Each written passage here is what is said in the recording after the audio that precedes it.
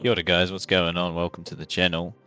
Um, I've just been desperately trying to figure out how to find a video that actually just quite simply shows how to do the Kourend Easy Diary as an Ironman with the assistance of a main.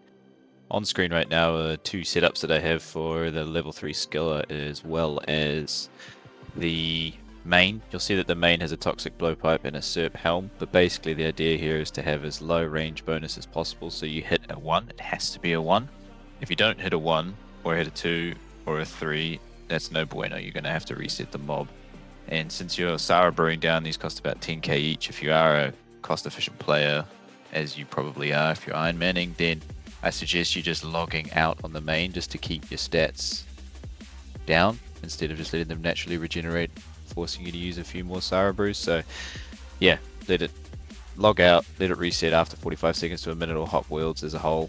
Then what you're going to want to do is you're going to want to just pretty much initiate combat on the Sandcrab, dink it for a 1, LOS, line of sight the crab. The crab will regenerate its 1 health before the poison tick, so you've got to time your PD perfect with that. And what I've found is that there's no other video that explains when that perfect timing is. You've just got to figure it out. But as you can see here, it's just after that health bar disappears.